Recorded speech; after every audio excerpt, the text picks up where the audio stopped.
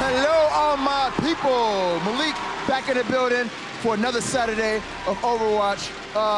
Week 3 of Stage 3 has been ridiculous so far, and we're getting ready to cap this week off with another crazy day of matches. Later on today, we have the Lone Star Showdown going between our 2 Texas teams here in the Overwatch League, the Dallas Fuel and the Houston Outlaws.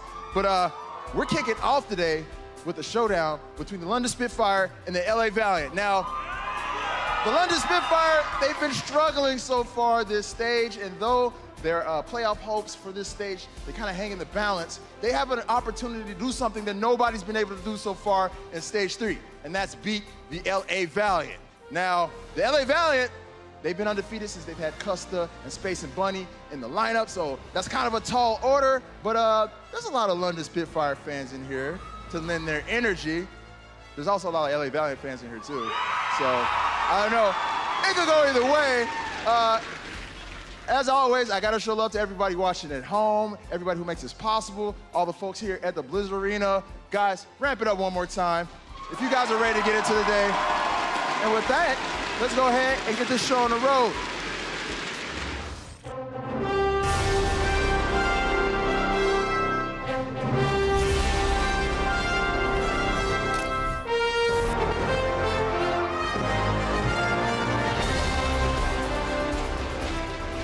What's good, Blizzard Arena? It's the final day of week 3 of Stage 3, and I'm your host, Golden Boy, joined by Sideshow and Reinforce here at the desk. Gentlemen, it's been a fun week so far. This is my last day here, and I will miss you sorely. Grab my hand, Josh. Why do we always do this? Because we need to embrace one another. Okay. But the good news is we're going out with a bang, or at least I am, for week 3, because we have some great matches lined up for you. Let's take a look at the schedule, because later on we're going to have the NYXL go up against the Los Angeles Gladiators, and then it will be the Battle of Texas, the Lone Star Clash, whatever you want to call it. It will be the Houston Outlaws versus the Dallas Fuel. But first, your matchup on the stage will be the London Spitfire versus the LA Valiant. And then take a gander at those overall standings here, because London's currently at 4th and the Valiant are in 5th. Yeah. And they're tied. London Spitfire only edging ahead because they have that map differential, but really that was from Stage 1. LA Valiant have looked incredible in this stage so far. Yeah, and then for Stage 3 standings, as far as that's concerned, no surprise here that the Valiant are sitting at the top because they're undefeated and they're looking to keep that going. Boston Uprising are the #1 team right now. Insane. We're 6-0. Valiant, you gotta live up to those guys. You gotta beat London Spitfire today if you want to get the edge over the Boston Uprising. Yep. That's right. So this is a big matchup for LA Valiant and the fans here in the Blizzard Arena. But first, though, let's talk about London real fast, because they've taken a little bit of a dip as of late. These are Stage 1 champions, and they haven't really been in form in Stage 3. It feels like they're losing a bit of their identity. It feels like they're back on stage, or square one, I would say, because Birdring is not really in the lineup. They're trying to find a new identity. Hureg has been the go-to man, and he was initially their 3rd choice, I'd say, for the DPS role. But now we've seen Hureg on the Widowmaker and the Tracer.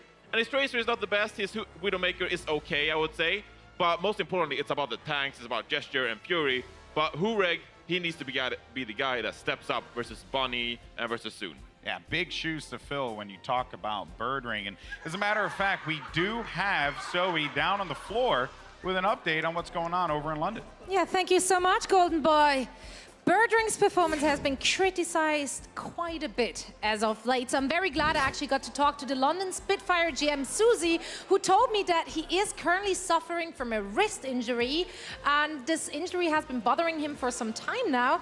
What's going on? I love those signs. Perfect. Anyway, the injury has been bothering him for some time now, and that's why they decided to let him rest a little bit as to not make it worse. But that also means that we won't be seeing him in the lineup today. They will have a physical therapist working with him through the issue, so let's all hope for a fast recovery for Birdring. But for now, Hureg has to step it up. All right, well, thank you so much, Zoe, for that update, and it's unfortunate to hear that about Birdring. It is, yeah, because he was a player that we were talking about as a potential MVP for the league, but I think that Hureg's done a reasonable job at being able to fill his shoes. He plays a much more, more of a role player for the team, I would say. Apparently very coachable player, is going to do what the team needs him in all of these circumstances. Not as flashy or perhaps as individually skilled as Birdring, but I think his addition and the addition of Hagapun and Closer, particularly when Closer is on this Lucio, allows London Spitfire to play the dive in much more of an aggressive manner. Before, Birdring would occasionally get picked in locations before they could execute. With London, when they played against Boston, they looked so good when they were playing this aggressive Lucio-focused style. Speed boost Soundbite straight into the backline, and Boston were reeling on a couple of these maps. So this is what I want to see from the London Spitfire today. So London have kind of been inadvertently forced to make some mid-stage adjustments. Meanwhile, coming into this stage, we had some great additions for the Valiant that actually changed things up quite a bit. And John, Reinforce, I know you wanted to talk about. I mean, as Kusta put it, they're sort of in a honeymoon phase, but really, how long is this honeymoon phase going to be? They're 5-0. How long is it going to last, right? I think with looking at the DPS players, especially the addition of Bunny, he has done so well this stage, specifically on this Trace role, and it allows Soon to flex onto the Flex DPS role here. You can look here, comparing to the league average, and Bunny, the stats are so good compared to the rest of the league. He has done so much for this team. Yeah, and Bunny has just been so instrumental. It brings so much value for the squad that they were really needing. They were really lacking. I think so, yeah. And this seems like it's kind of the battle of whose backline can stay alive, because Bunny, we know, likes to play that solo tracer, constantly trying to get into the back. So he's going to be trying to take down the London supports. On the other side, Prophet and Hureg probably going to be playing a lot of dive, so that's going to put a lot of pressure on Valiant supports. I think this is a really interesting match. Both teams going to be playing very aggressive. All right, well, we got to do some predictions. So, Sideshow, I'm going to start with you. Okay. What do you got? Okay. Well, the hometown here is the LA Valiant. So it's fitting that we have a look at the past 5 matches that they've played, really, because I think they're a bit overrated, to be honest. Ooh. The LA Valiant, they're unbeaten right now. Soon is coming later. But look at the teams they've played so far. They've beaten the Dragons. Yeah, well done, Valiant. They've beaten Shock and Fuel as well. Gladiators they took out. They took out Dynasty when they had their kind of B team playing. They've got all the more difficult teams to play, and I think this is the beginning of the end of the honeymoon period. I am going with the London Spitfire. Okay. Okay. Reinforce your rebuttal.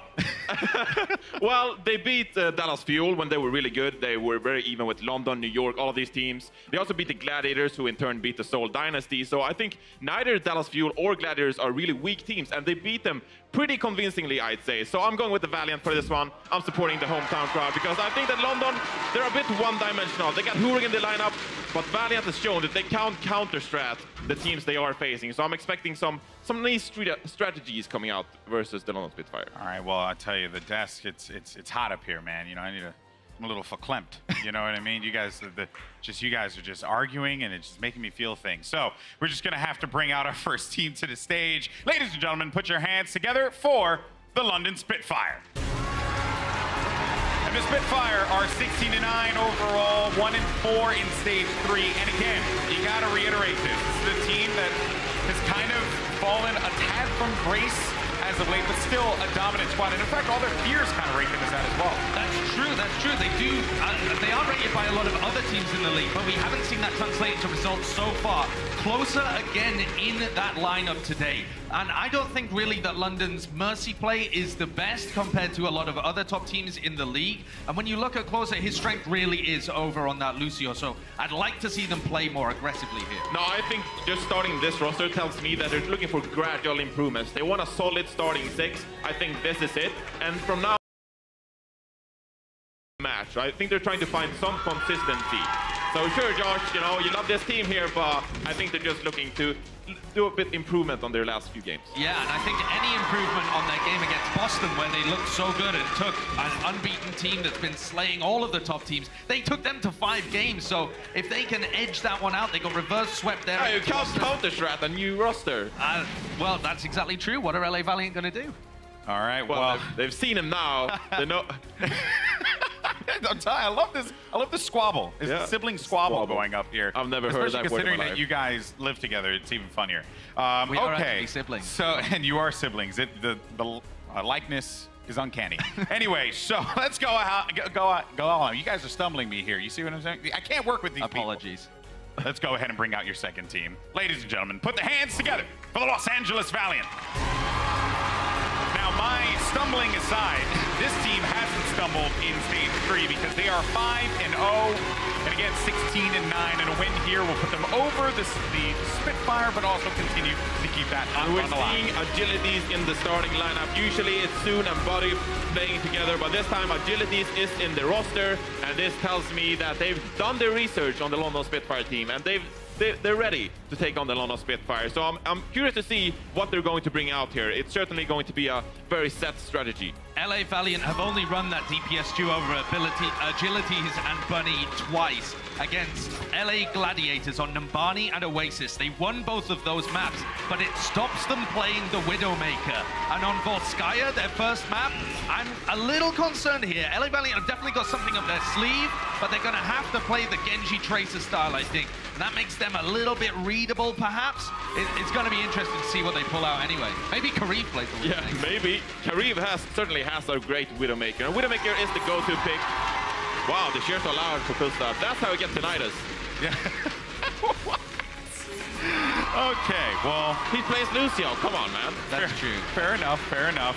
But there they have Excellent. it. The LA Valiant. When you look at the map pool as well, Valiant are 2-0 on Blizzard World compared to London's 0-3. So they've got the advantage on that second map. If they can take Volskaya with this set strategy they have, with Agilities and Bunny, they're looking good for a 2-0. Certainly, and I mean, if London wants to win, they needed to do it in 4 maps. If we go to Oasis, Sideshow, will you flip-flop? Definitely not. He's committed to his decision, and I appreciate that. But this matchup is shaping up to be an exciting one, everyone. I think everyone's excited in this arena. So let's go ahead and make some noise and send it over to your casters, the dynamic duo of Semler and Hexagram.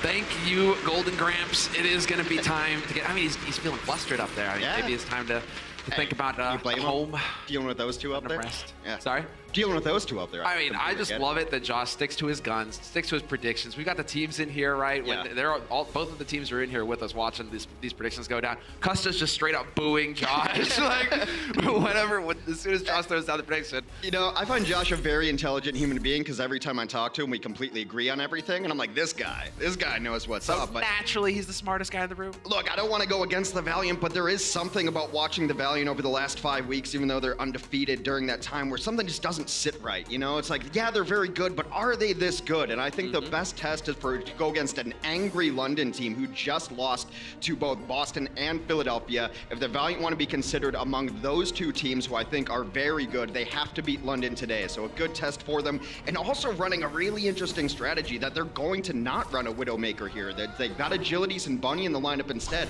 which is a little bit odd because London at times has struggled against a Widowmaker.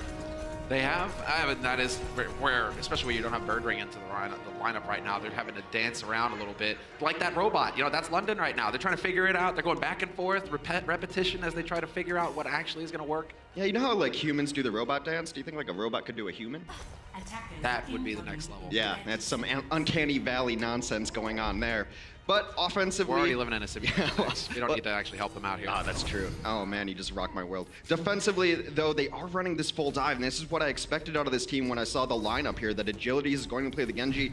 And, I mean, on certain points, I don't know what he's going to switch to. He's got a McCree. It's not as good. I expect Bunny to be playing only Tracer here. Agility's pool might be tested in this matchup. I mean, he's had time to work on it, seeing as how they have been running a different roster. Los Angeles Valiant, we'll see what Agilities has got to offer. The team, he is going to have to step up because Hureg is kicking off with the McCree to kick, well. Yeah. No, I mean, no, the McCree is really interesting here. I'm so glad that we get Volskaya. That's not just Widow Tracer versus each other. And right now, you already see the dive defense coming in, trying to pressure this offense. Oh, I'm loving it already. Hureg separated. Guess what? A lonely McCree. Not going to be long for this world as both tanks hunt him down. That's exactly what they're hoping to do. They're Los Angeles Valiant. A key frag is going to just stop this offense cold. It forces London Spitfire to return to spawn and reset. Hureg's been playing better the last couple of weeks, but his issues have never been mechanics or hitting shots. It is that positioning, and right there he gets completely out of position, cut off because of that dive defense from the team. We'll see if they switch to something else based on what they're seeing now. Maybe they were expecting a Widow. It's kind of odd to not run your own Widow if you're expecting that, but now both teams, and I just can't tell you, I've been so bored with Volskaya first point assembler. It's been Widow Tracer constantly, so at least we get something new here. Hureg trying to play behind his team still. Yeah, you just can't hide it, Hex. But we are going to get into it as Hureg is taking his pot shots, his little pokes here and there. Agility. Still looking for it. And I mean, so long as Hureg is alive back here, there we go. I was wondering, when are they going to finally go for the dive and eviscerate this guy again? Hureg gets dashed through by Agilities, and the tanks, they aren't letting up with Agilities up here on the high ground poking him. He's going to try to get through here. He's got a blade going too, and the wings are popped, but he's still going after it. Whoa, buddy. Well, that's kind of what we expect from Agilities. Prophet with the stick on Fate. Some key kills coming now for the London Spitfire. This should allow them to start making some progress on this point. You got the wings out on Custa, sure, but there's only 3 left alive, soon to be 2 left alive for the Valiant on this point. And Kareev, he's alone over here. He's got Bunny on Tracer, but that's it. A little too over-eager. I mean, look, Agilities really came into his own in Contender Season 0 when they brought in Fate and they brought in Kareev. He just started trusting his support and tank play so much more. The initial dive there was beautiful. He hit the ground the exact same time as the Winston, just the blade didn't come to fruition there. They did force out the Valkyrie at the very least, which started off, but you'd like to cut that down. We'll see if he can continue on his Genji on defense. It's a strategy that some teams will run on the Genji on the defense. Often it's to counter a Widow, but it can be very good against the McCree as well. Oh, just getting in there. McCree, yes, he's got the flashbang, but after that, he's got a cartwheel. It's not a great one either. He doesn't really get too far with it. Again, the dive coming through. We will have Bunny recalling out, but Gesture, in the meantime, has gone primal. He's punched Kusta in the face into death. And it is going to be Agilities taking bullets to the head as well here. Hureg has got the Deadeye, so I'm curious to see if he's going to find the space to use it in this fight. Agility's in trouble, gets hunted down by Prophet. That's a huge opening pick, but Space on the flipback, who's been so good on this map in particular, will get Badoshin out of the fight. Prophet, there we go. Focus fire, the tank's there to help, and Hureg gets a DMAC. Not exactly the worst Deadeye, because they are making quite a bit of progress here. London Spitfire, 2 ticks picked up, and they will finally get in here to contest Los Angeles Valiant. But with 5 minutes on the clock, London Spitfire have got plenty of time to work with. Yeah, Closer drinks his Red Bull, pops his wings right there, try to keep his team alive, and they continue to pick up the kills they need, not only to stall, but to get a kill, and Agilities goes down very quickly yet again. Yeah, overwhelmed, losing players one at a time. Space is here, he's got the self-destruct. That'll buy a little bit more time here as he gets the Remac. Prophet trying to deny him, and Prophet, yes, gets the kill. No tank there for the Los Angeles Valiant. It's only gonna be Fate, and as soon as he dies, it's over. Round 1 complete in record speed here for the London Spitfire. 4 minutes and a half left in the bank. Yeah, Fate jumps in, but the Primal Rage is up for Gesture. You got Monkey versus Monkey there, like the old Primal Rage fighter. And we're gonna see how London dove on point B here. So point B, Prophet's perspective as well, spots out Custa. They know where everybody is at this point, and immediately Gesture is working with Prophet to find that key kill to kick things off. It's so important to be able to pressure that bridge, because oftentimes that's where the supports are hanging out with each other. So to be able to at least put pressure to drop them onto the point where everyone else can start chipping in some damage, very good there. But they just snowballed that one. That was their first push on the second point, and oftentimes on assault maps, that'll happen. You just get the big advantage from winning the first fight, you go in, and then Agility's a little too far out. He had the orb, but they focused him down, called that he was all alone. Prophet able to finish him off was a great opening kill, and Space just couldn't do enough. Agility's right now, 1 a limb, 1 final blow. Not a whole lot of kills going for the Los Angeles Valiant. They've had 4 of them versus the 17 for London Spitfire. So again, in terms of offense right now, London are kind of running away on the stats page. Now we have to see if they can get a good defense of their own. Los Angeles Valiant seems like they're going to be sticking to their guns for now at least. Yeah, the first point defense for London has not been great overall, but their second point defense is a little better. They have a better record on this map overall as well. I believe they're sitting at 4-1-2, while the Valiant are 2-1-4, so completely flipped records there. That's not opposite day, Hex. You know, it might be, or maybe not. I don't know. And a hall of mirrors here. There's the smoke. Wondering. Can't trust anything anymore.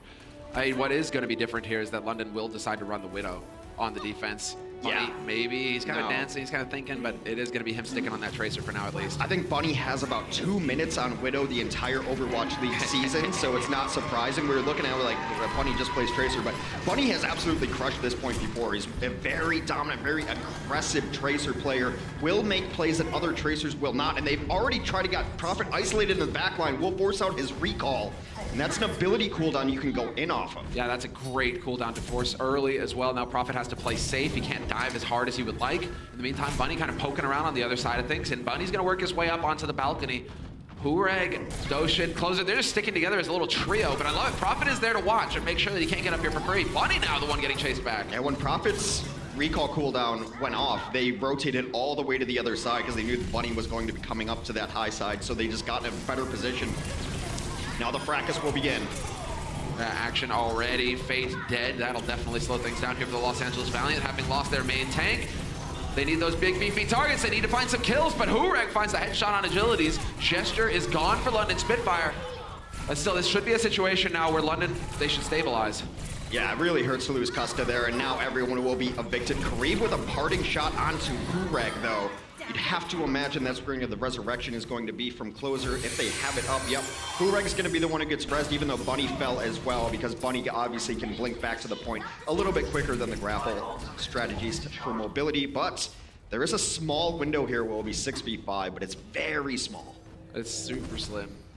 And both teams going to kind of just take their time now. All 6 alive here for London, all spread out on the point. Hureg getting damage boosted as well, and while Space figures that out real quick, instant headshot, chunked down to 1/3 of his HP. They're trying to set something up. Both of the DPS are on a flank right now, but there's no supports to be found. The positioning from London is non-standard, so you're not finding those supports in the large pack room. Hanging out on the other side. Bunny is on the mission right now, though, trying to find something, but Prophet looks like his nade just got eaten. Unfortunately for him, Pulse Bomb canceled out. Donating that one right away here. Still looking for the angle. Agilities has been poking around the right side here, looking for the top ground, looking for the supports, but London supports have been all over the map so far. They're everywhere, hard to focus, hard to get on, but Gesture, that's a big target. He's dead. Closer will get the res off on him, though, so he's back into this fight, and we lose space for Los Angeles Valiant in the meantime. 1.5 minutes on the clock here for the Los Angeles Valiant, and they're losing players left, right, and center. Custa now, Battle Mercy. Prophet just can take his time. Custa had to leave to go heal someone else. It left Kareem all alone. Prophet cleans him up. Custa came back to find the corpse of his fallen comrade, and Prophet will escort him to the afterlife as well. The thing is doesn't Zenyatta generate any heat? Would that corpse be cold, still warm? Yeah, but, you know, electronics, their biggest foe is heat. So you have to think he has to generate some sort of heat. Fair enough, fair enough. Coolant. Necessary from Notion leaking. All right, let's get into it here. There's a blade up for Agilities. This has been a very difficult push, and now they're under a minute. This blade has to find Pater, but being pressured all the way back is Agilities, and he'll fall immediately. Takes a fight with Prophet and loses. Yeah, uses his dash, used his reflect, had nothing there to keep him alive, and that's going to reset things yet again here for Los Angeles Valiant. These stagger kills would be monstrous, as they do manage to get the D-Mech on Space, who should definitely just go and chuck himself off the side to get a new mech. I could just go back to spawn here. We'll see. I mean, going off the side is smarter because you'll respawn with the ult percentage that you've had. Yeah. But he goes back to spawn and will switch to Reinhardt. Then D.Va loses any ultimate charge that he had going. Again, this all rests on the blade and the pulse bomb. The DPS have to step up for the Valiant in this next fight, or this map's already going to be over. Need to find some kills. We'll see. It's going to happen soon. Prophet looking for his angle. They are, but that's exactly what they were hoping for. The trance forced out early, not even on the point here to support the push. They're still hanging around Los Angeles Valiant. Now it's about finding some kills, but Custa, that's not the one you were looking for. Doshin volleys him down. Custa is out of it. No res possible. The heals lacking. No trance either, and that just means a whole bunch of dead Valiant players. And they needed to prolong that fight so that Custa could get his Valkyrie up. It was one of their best hopes. The blade comes out late from Agilities. He's still struggling to find targets as Hureg goes absolutely off on cleanup duty. 3 kills, Prophet will clean up Space, and that is a quick first map. A statement from the London Spitfire. A clean 2-0 victory.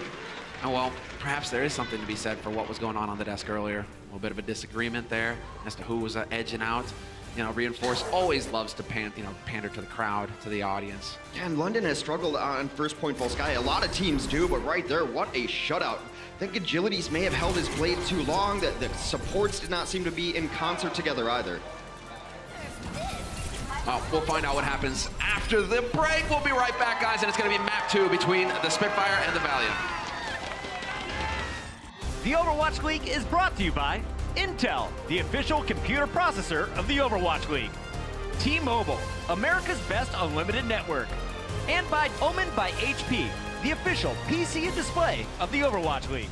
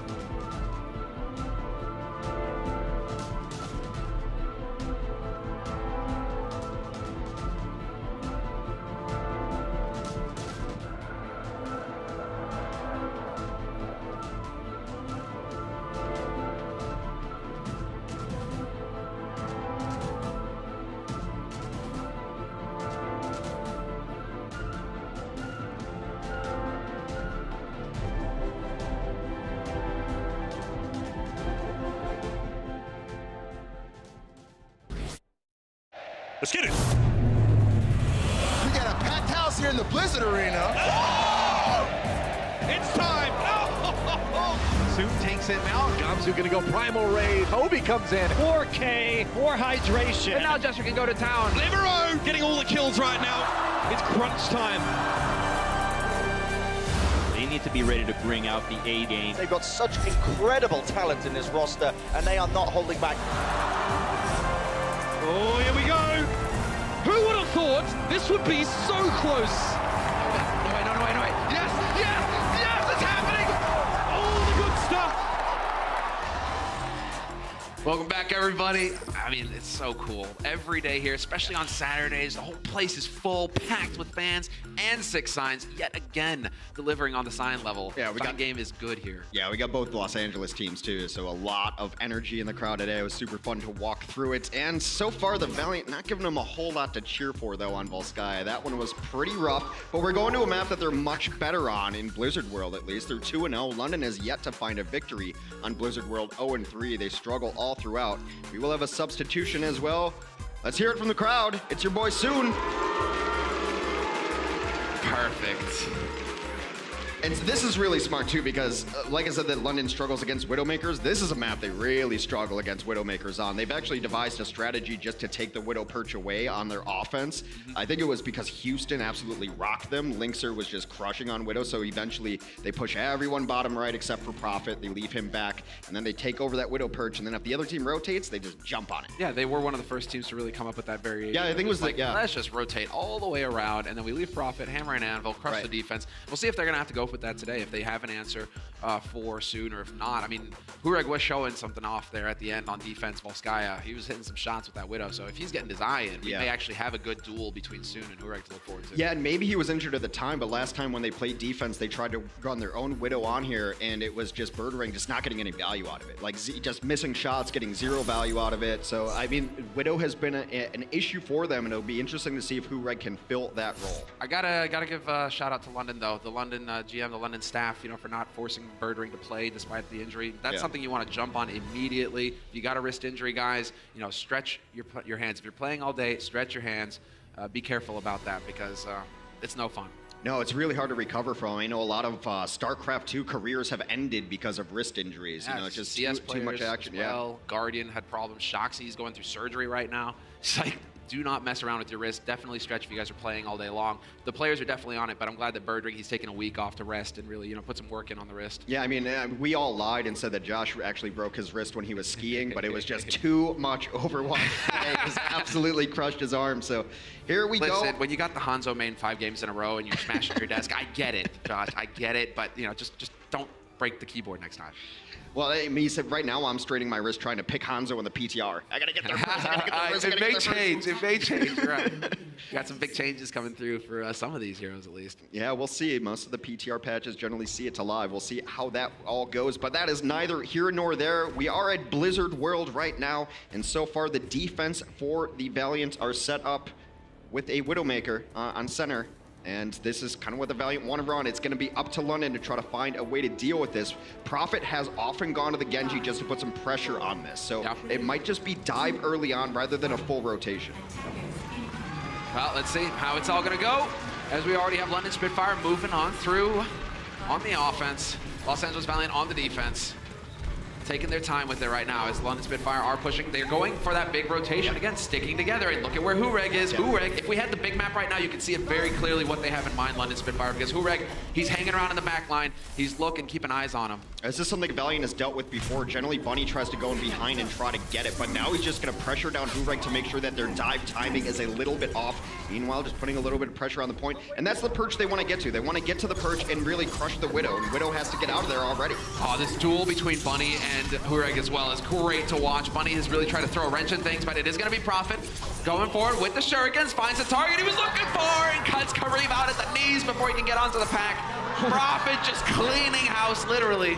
Really nice play there. They've really adapted their style. I believe that Kareem was reloading there. Unlucky timing. But meanwhile, even though they were able to pressure them down, Soon was able to get his way out on the high ground. And at the moment they saw it, they sent Jester after him, just to pressure him, just to make sure that there's no shots that can come in, no heroics from Soon. On second point, they will stay the same right now. Soon still on Widow. He's going to have his infra sight up.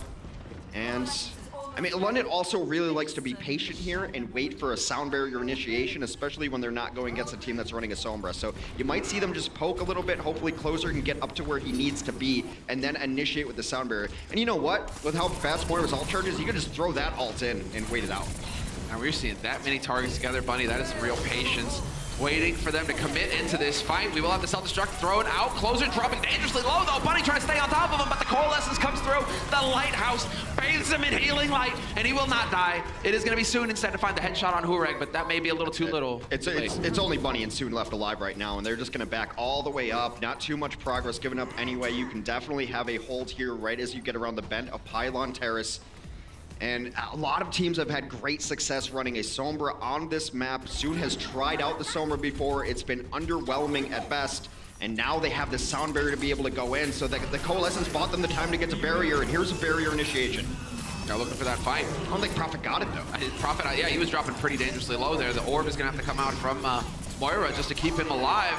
Notion has to be careful though. He is getting focused, but the kills are still rolling through, and yet again, Custa falls for the Valiant. They're losing those healers, and that's just not allowing them to stay in the fight. Well, they've gotten 2 kills. It's been Soon taking down Hureg twice. That's it. That is all that's on board for the Valiant as London continues to roll through, able to hold on to this blade as well. They have everyone up, and here come the ults. Oh, here we go. There's the one to kill it. Soon out of it. Oh, even fine. There's no hiding from Prophet. Kareev, what do you think? Because he doesn't see you, he doesn't know that you're there. He smells the motor oil.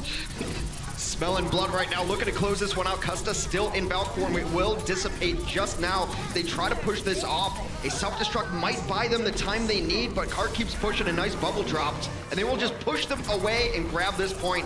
And now these stagger spawns are brutal. Custa's gonna fall. Yeah, Custa just throws himself in there bodily, trying to die as quick as possible. And progress continues to get made here for the London Spitfire on the payload. Los Angeles Valiant, after getting relegated back to their new spawn, their new home. They need to find something to just stabilize here. It's 20 kills to 3, 21 now for the side of the London Spitfire. They continue to push, and they've just kind of doled out these ultimates in the absolute correct timing. They've had a good ult up for every fight, a good situation for every single fight. Kind of looking at Bunny as well. Maybe there's something going on here. Well, great dive coming through yet again. Prophet and Gesture working together. That 1-2 combination duo, they are so solid. But Bunny, there we go. Speak of the devil, starts to wake up. 2 kills there, that could make the difference. Pulse gets whiffed by Hureg, not going to be too happy about that, but they are still taking the fight to him. London Spitfire persisting. Notion is there to shine the way. But they're going to take all of the push they can get. They're going to throw the barrier after this too, because there's no contest on the cart. So if you're going to give them free meters, they will take it. And now they might have bought the time that they need with that barrier, with that Primal Rage to get everyone back into the fray, but it does seem like they're retreating regardless. Oh, reflex, shut down soon. Nice try with the Deadeye, but not gonna happen. Prophet had reflect off cooldown, and that's a kill that could really start things off as Custa's gonna get the wings out. Just starts using those heals, the chain heals, trying to make sure that his teammates aren't going to go down. And they were backing up a little bit, but as soon as that deep like Cocaine Man, they re-engage. But now with Gesture falling, Bunny trying to put this team on his shoulders. He has been the one standout player so far, at least in this final point. He's got Pulse Bomb ready. He's looking to let his team take a breath. Look at this, Hureg really trying to bait out the flashbang right now, but Soon, he's not having any of it. Soon is hitting body shots, and Bunny hitting pulse bombs. Fury and Closer out of it, and Bunny finally dead. But hey, Fate will be there to trade. I think within the last minute, Bunny picked up 5 kills. Yeah, he's got 5 of the 8. It was just him right now, absolutely killing it for this team. They needed a hero play. He's the one who's been stepping up. He's hitting the pulse bombs that they need. Closer finds himself wrong place, wrong time. Look at this huge initiation. They're trying to speed boost over to the right-hand side. I don't think that the Valiant saw it. They're looking for him, and now they have to know something is up. Yeah, they've got it. The tanks are here. Still got the D-Matrix.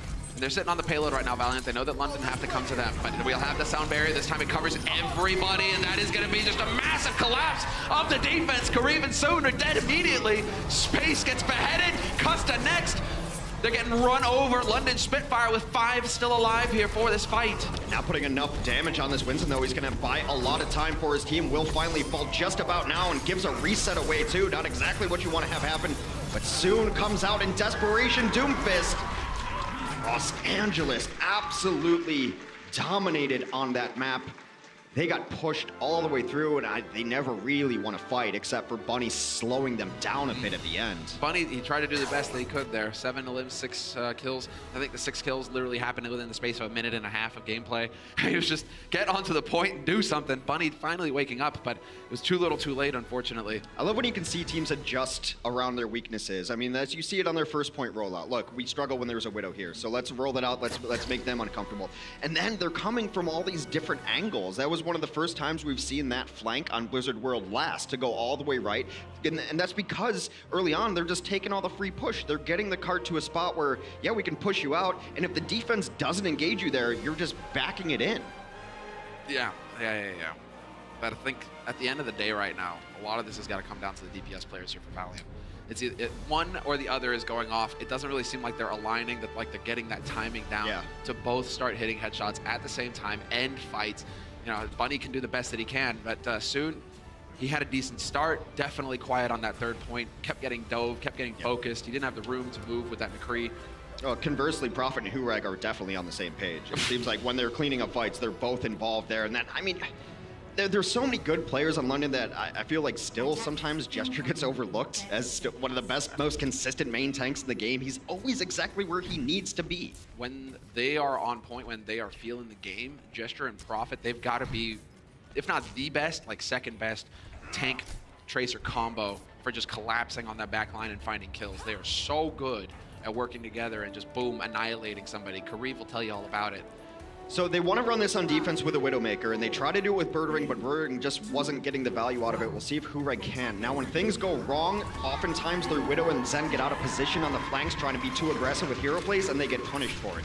On second against Sombra teams, they always play like a 3v3 squad, just to make sure that EMPs aren't getting full value. We'll see if we even get to that point, as Los Angeles Valiant, yet to take a point in this series. Yeah, it's been pretty one-sided. Now we have to see them start to wake up here on the offense.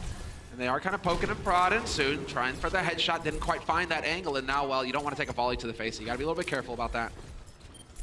Soon, very quick here, keeping them guessing, looking for that shot, not quite going to find it, as they are really playing these angles cleverly. London not really giving them a whole lot to work with. Yeah, they might want to wait here. Bunny's trying to set up a flank. No, he just decides to go into this team because the tanks are getting low. They have to go in now.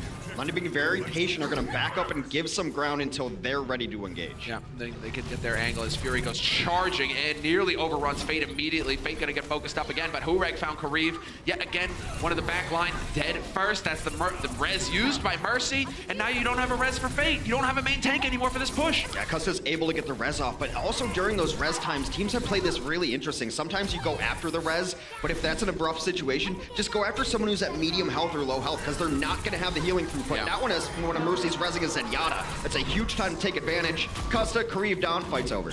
Just get out. They're going to stagger space, too. 2.5 minutes. He's out of mech, and they're chasing him. Yeah, there it is. Smooshed. Gets smooshed by Gesture. Gets stomped into the ground. There could be some kind of trade back and forth there, it's like, hey, Diva, this is how it feels. You're running people over with a 2-ton mech. How's 800 pounds of monkey? Yeah, the 800-pound gorilla on your head. Soon is going to have Infrasight here. Hureg has already popped his. They might play this patiently so that they have the Infrasight advantage.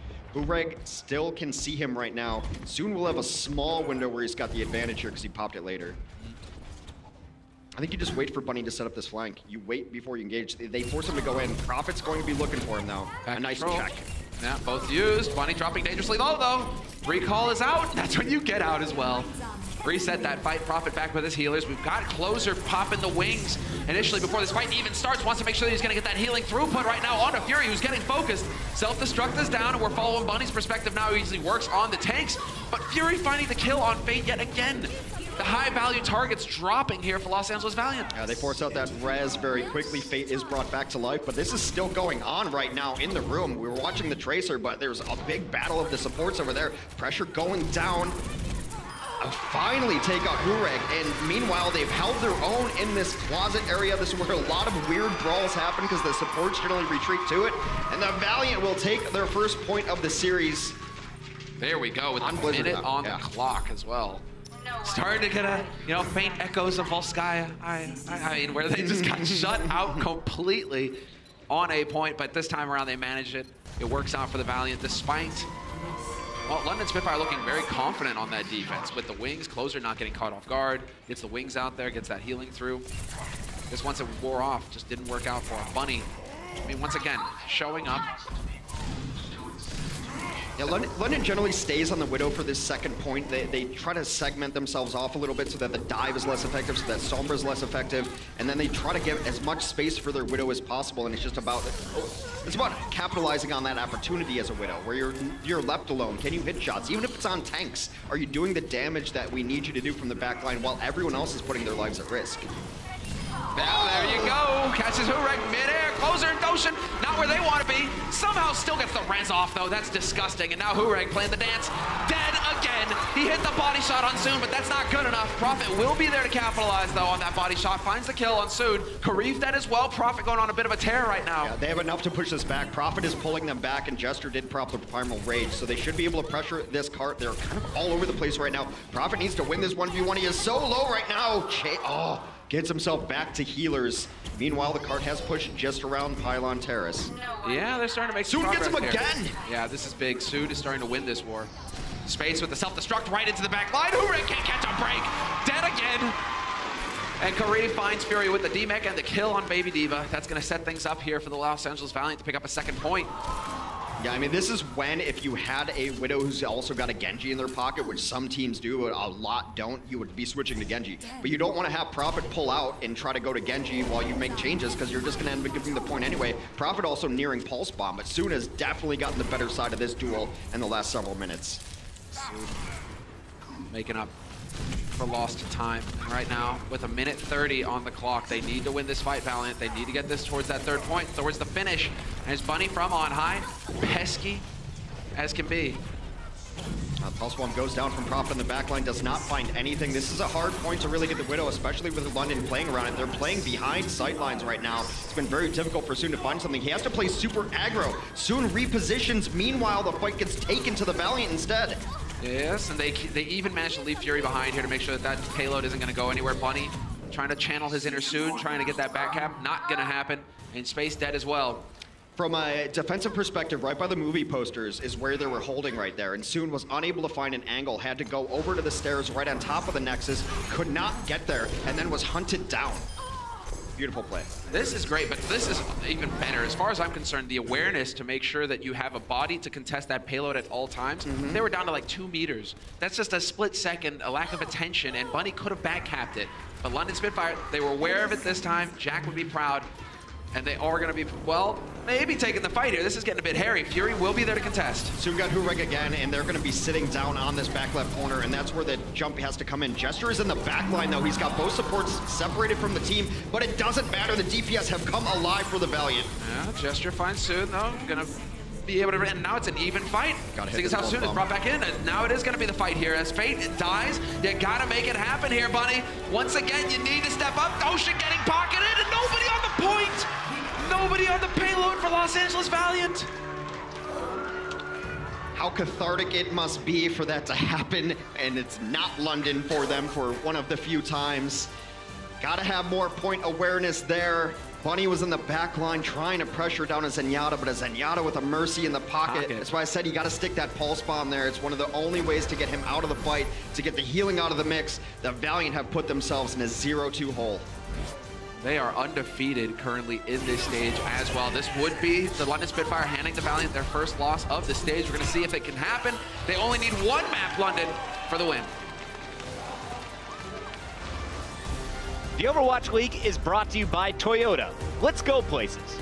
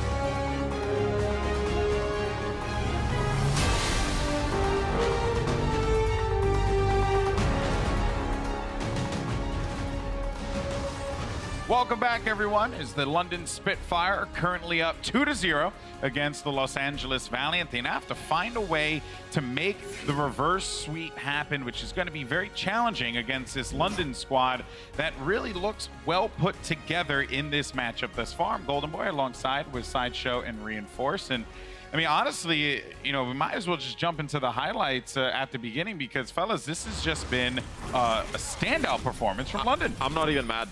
I'm not even mad about it. Yeah, well, like, the way they're playing, it's so impressive. Exactly, but like the Lucio play and with the pace the London Spitfire is playing, I tweeted out yesterday that I love what they're playing in Korean contenders right now because it's a lot of Lucio, it's so fast, just diving straight through. This is what we see London Spitfire doing today, and Los Angeles Valiant, they cannot keep up with the pace, and that is the struggles. Usually there's no hero counter to what the London Spitfire are doing. It's just coordinated team play, and Valiant with the new additions just doesn't look like they have it yet. Yeah, I would say that particularly when you looked at Volskaya, the dive did not work for them. Coming into Blizzard World, they try and sub Soon in. Soon played very well, I think, on the Widowmaker. Yeah. Was able to get the better end of Hureg a number of times, but LA Valiant are not able to sync up with the rest of their team. London are playing so aggressively right now, and Profit is an absolute That was beast. the second time this happened. It happened yesterday, too. Yeah, it definitely did. I mean, you got to watch out for that if you're using the Deadeye.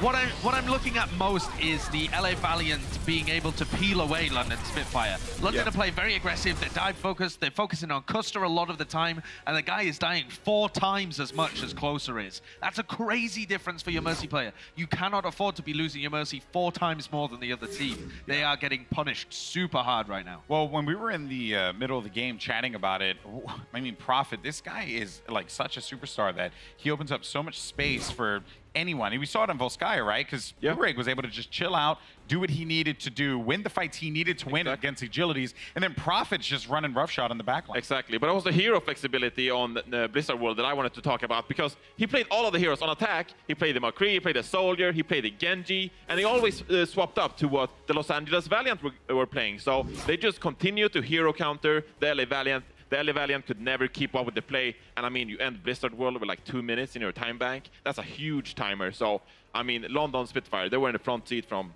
the get-go. Yeah, and this is this weird thing that we always talk about, kind of super teams. Right from the beginning of the league, we've said London looked like an incredible team on paper. But you put Profit in there, you put Birdring in there, and at the moment it seems like Profit is the only one that was really succeeding. And I think having Hureg alongside him, long-time partners going back, way back in Apex when they were playing together. True. So I think that they're really finding their footing now and being able to I mean, to be gel. fair, Hureg did nothing on that Widowmaker versus Soon. Yeah, but I think it's not so much that Hureg has to perform; he just has to fulfill his role, and the rest of the team just has to be a Widowmaker. Sometimes Soon can kill him. You simply don't need to. When you have a guy like Prophet on your team, you don't need to be a superstar because you already got a superstar on your squad. I think I'd love Johnny, to be in Hureg's position. Johnny, Pay me. you were in Hureg's position when you were in Rogue. You were a role player. You would jump in and make space. You weren't the superstar, mate.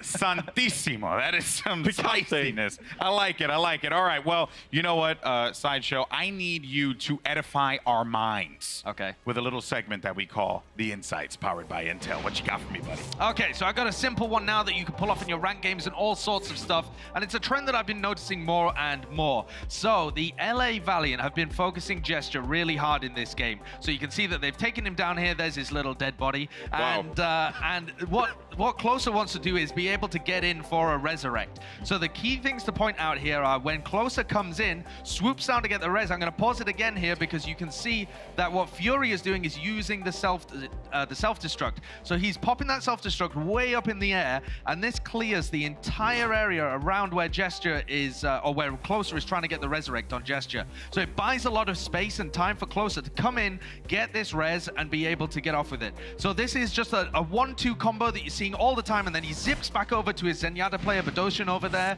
And so this is what we're seeing over and over, is that some of the Mercies, they're going for these risky resurrects when the rest of the team aren't supporting them and end up getting punished for it. And the best teams are being able to either defense matrix them or come in with a Winston bubble, or the self-destruct is now becoming a very popular thing to buy space and make sure they can get the res off without getting punished. But that was pretty defensive as well, because they were on the defense, they weren't really pushing up. You can use your self-destruct to go more aggressive as well. If you have a Winston diving into the backlines, throw your self-destruct, and you can even get the restriction off in the enemy's backline, not necessarily in yours. Yeah, that was a pretty valuable play, but the question is, was it the most valuable play. Because as you've probably heard, the Overwatch League is partnering with T-Mobile, America's best unlimited network, to give fans a chance to help pick this season's MVP.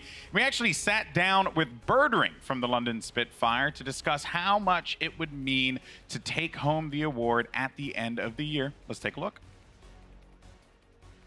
Maybe.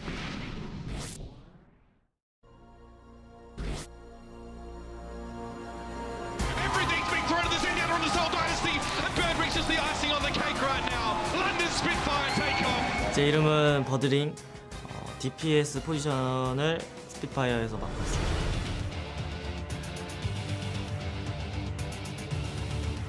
오버워치 선수가 경쟁력이 높게 되기 위해서는 대회에서 꾸준한 모습을 보여줘야 되고, 그 다음에 좀 임팩트 있는 좀 이제 대회에서 캐리하는 모습, 약간 그런 게 좀 필요하다고 생각해요. 리더의 역할은 이제 대회나 뭐 이제 팀원들이 이제 좀 힘들어할 때 다독여주고 이제 그 상황을 좀 반전시키는. Now you see some changes. Birdring will play Widowmaker. They're not going to expect this grab to come so fast. It's a bigger shadow from Gesture as well. Okay, all right. 프로가 되기 위해서는 뭐 에임은 일단 기본적으로 깔고 가는 거니까 거기서 이제 좀 더 최고가 되기 위해서는 DPS라는 포지션은 좀 이제 컨디션이 제일 좀 대회에서는 좀 많이 중요한 것 같아요. Birdring lighting it up on the Cowboy. It's the Spitfire looking cool, calm, collected.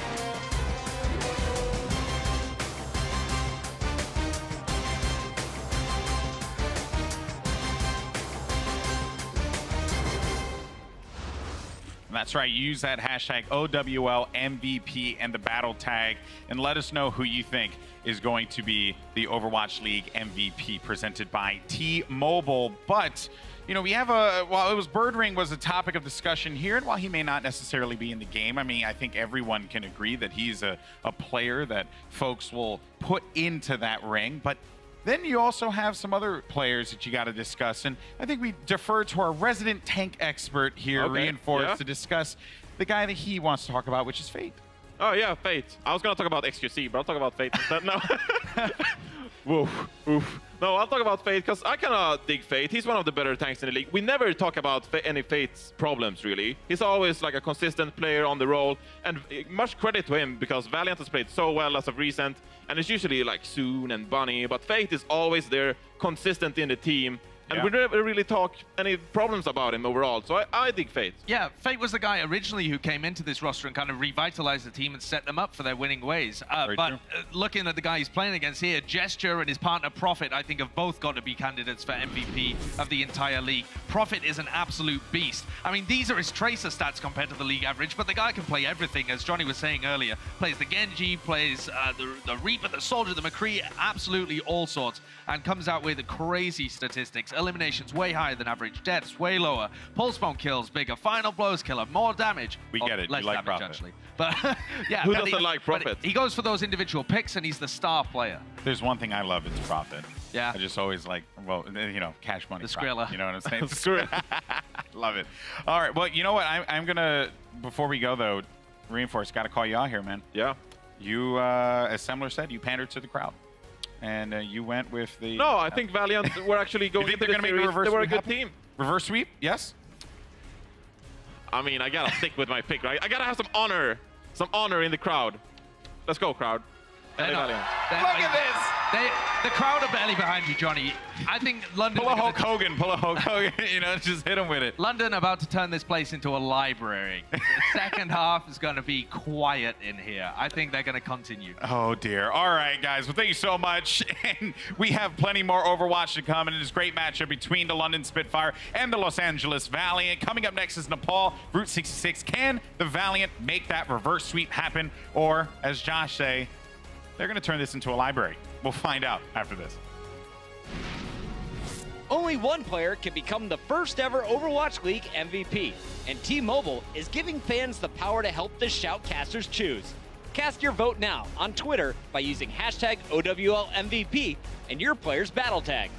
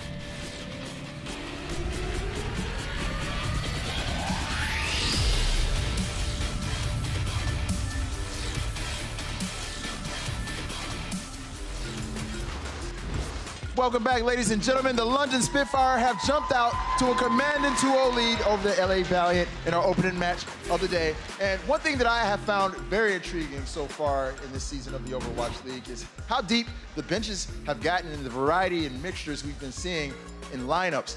You think back to the beginning of the season, it was pretty monotonous. We were seeing like the same 6, 7 players come out in each game for the teams, but now that the benches are getting deeper, we're starting to see a lot more variety, especially with the London Spitfire, and it's gotten to the point where they've gotten pretty much unpredictable with these lineups and the mixtures of players. Maybe there's a little bit of a method to this madness, because it definitely caught me off guard. It looks like it caught the Valiant off guard too. Anyways, can the Spitfire be the first team to take the Valiant down, or will the Valiant pull off the reverse sweep? Let's find out right now and send it back to our casters, Simler and Hex. Thank you, Malik. Hi. A little slow. A little slow on that one. It's fine. We're working on it. We never know. It's not planned, guys. If you guys think that that's planned, it's not. We just go with the flow, and sometimes it lines up, sometimes it doesn't. Yeah. Much like, the defense or the offense right now for Los Angeles Valiant. Sometimes it works, and right now it doesn't. It's definitely a struggle right now for the Valiant. It's a little surprising. I mean, I was definitely agreeing with Josh that London was going to win this one, that something was off about Valiant, but I didn't think they were going to be this off. London's coming out swinging. They've looked very, very angry, and Valiant are looking for an answer. So they're going to bring Agilities in for Bunny. Now, a lot of the time taking your Tracer Star out when you're going to control is not the smartest move, but I understand it in this case. Also, the Valiant haven't played Nepal since like the 4th of January, which in Overwatch time was 2.5 years ago. Basically. I mean, everything changes so quickly.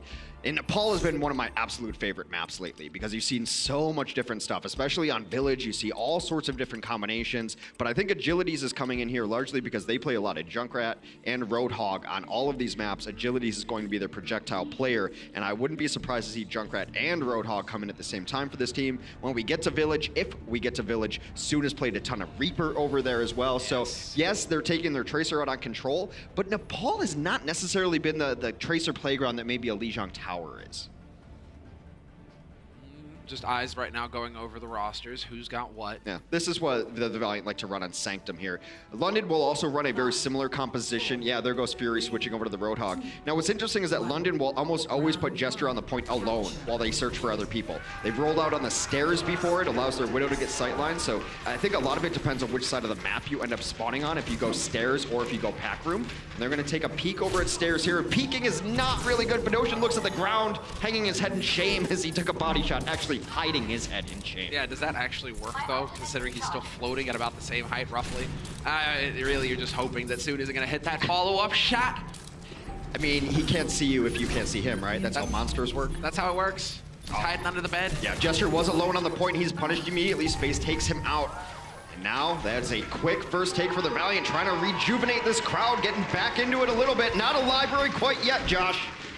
But I do admire Reinforce for sticking to his guns. Yeah. That's well, man, can't flip-flop every time. Yeah, man, I'd agree with him. I'd agree with him, but then we'd both be wrong. See? There you go, Hex. I like it. Just lay it down. All right, they've got both their tanks on the point with Kareev doing the healing there. Custa is back with Agilities. Oddly enough, you generally see those things swap, but Custa wants to be able to go back and forth between Agilities and Soon because he wants the damage boost on both those DPS players. What's happening? Did something break? I don't know. I hear the same noise over and over. Are you hearing the same thing as me? Oh, That's not in my head. Okay, good. I thought I was losing it for a second. Yeah, I thought I was having a stroke. I smelled almonds. Halt hook combo. Unfortunately, you can't go fishing for an Orisa. You can't move her. And so Soon nearly has the Infocyte online.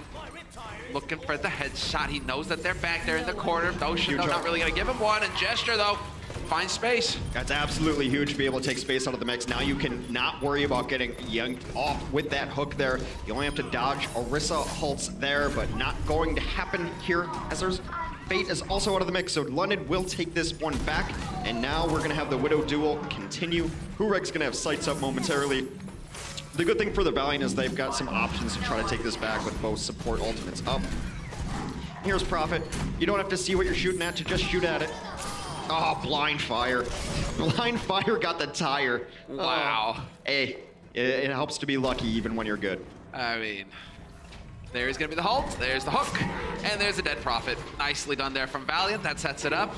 That's that wombo combo. That's what the combo you're looking for here between that Orisa and that Roadhog working together, and they're going to attempt it again. And both of them go fishing, and this time it is Space who wins. It's like fishing with dynamite right there. You get him up to the surface, and then you pull him right off. Closer's going to come in, give his life just for a percentage point there. He didn't want to get staggered, so he's just throwing himself kind of near the edge. They will take up that extra HP. 61% in counting. 43 is where that clock will stop for the London Spitfire. Prophet's got a tire ready, as does Agilities. Tires are so good on this map because there's this weird angle right to the left of your screen right now where you drop it down into that room. We'll see if that's where he wants to go. Nope, just gonna kind of go up onto the high ground. I mean, the tire changes made Nepal in a very weird place to try to defend against tires. You can throw it all the way outside, it gets to the roofs, it comes around the back, and it's got that longer duration and this move speed, so. How frustrating considering they had the opening kill on Soon as well. Yeah. Alusa, I mean, that should have been the opening, that should have been it done, but Prophet got deaded, and then that's gonna really slow it up here as the Roombas go down. The Roombas? The Bongos.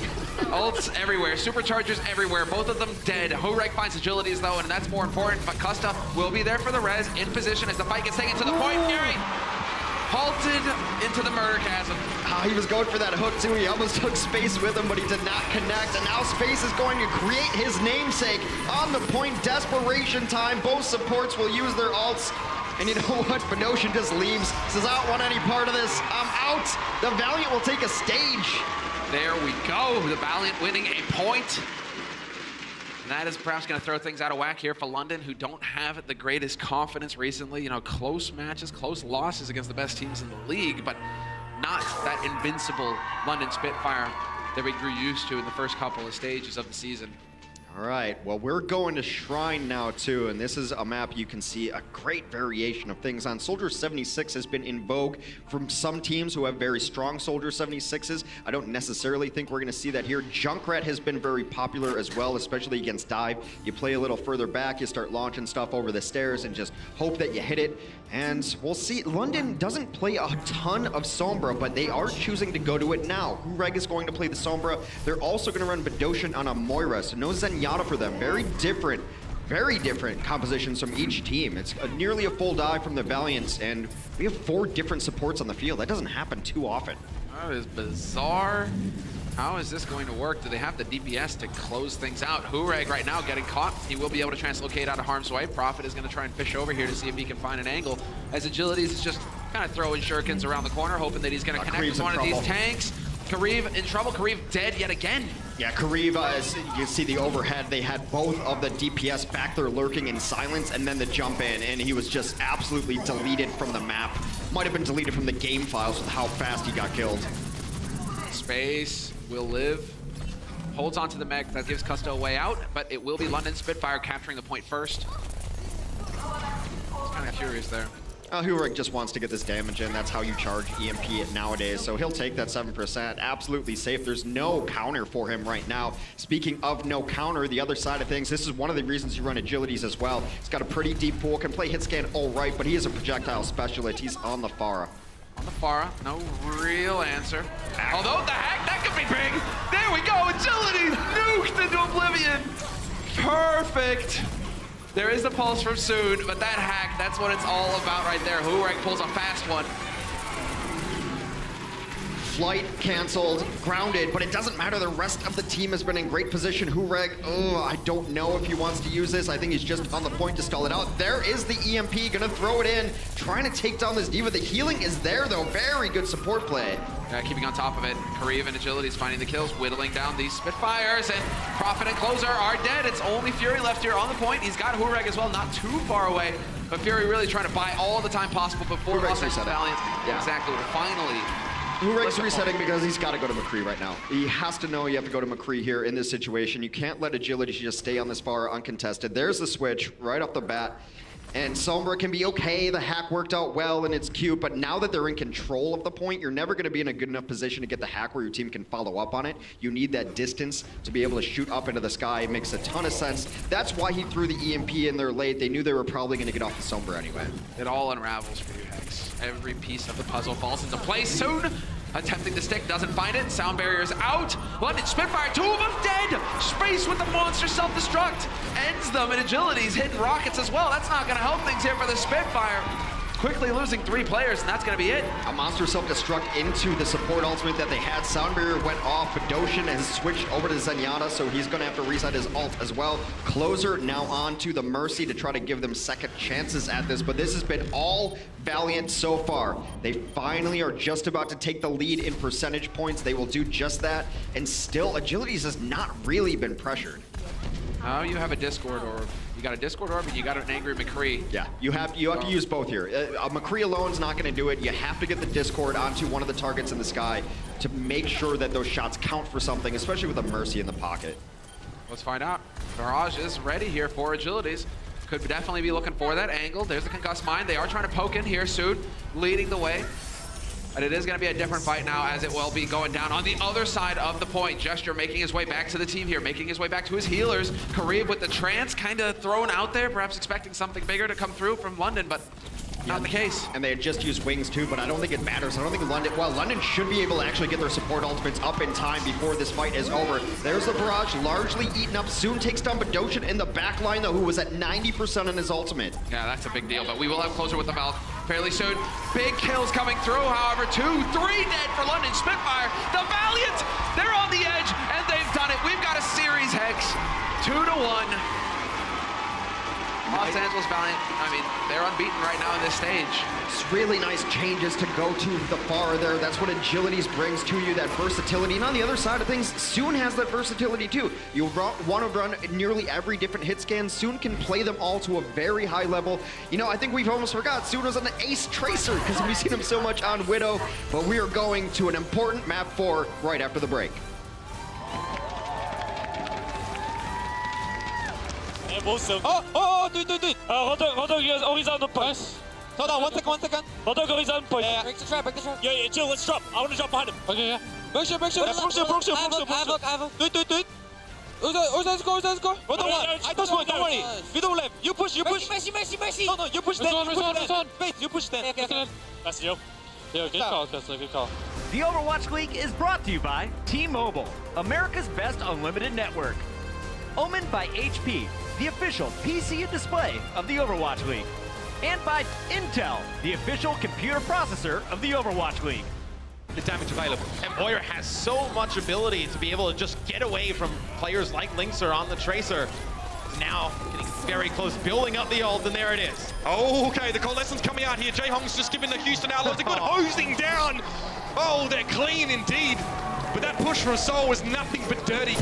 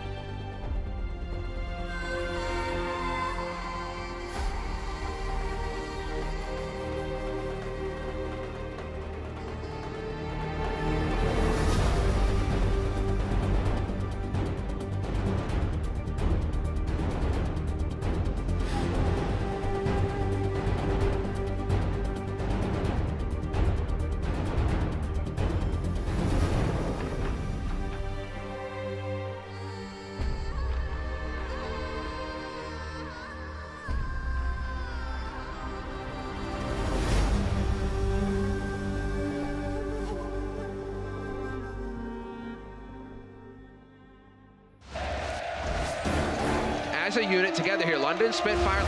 LA Valiant coming in. That is a very swift first point for the London Spitfire.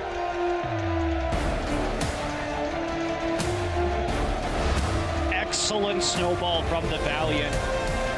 Wow, that aggression. Taking the fight to him, I love to see it. That is very impressive by the Valiant.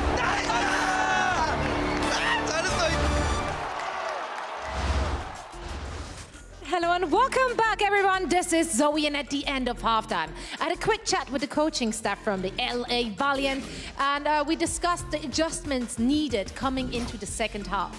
And he actually said, it's not really about any adjustments per se. We just really need the players to kind of bounce back mentally and kind of deal with the first two losses they experienced on the stage. And he further said that even if they were to lose this whole series, he actually would consider that a good learning experience, because so far Valiant is undefeated and they kind of rebuilt their whole team for stage 3. So those players actually don't really know how to experience a loss as a team also.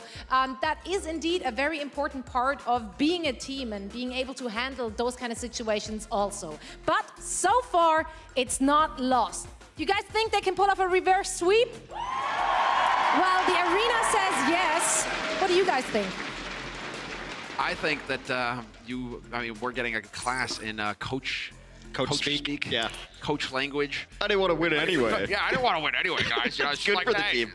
They're unbeaten. You know, it's fine. I mean, you got to spin it, right? I mean, it's part of your job as a coach. You got to spin things. Everything's got to be spun into a positive. The players have got to bounce back. The coaches have got to bounce back. Hex, this is the first time we've had to call out the coaches. They need to step up their game.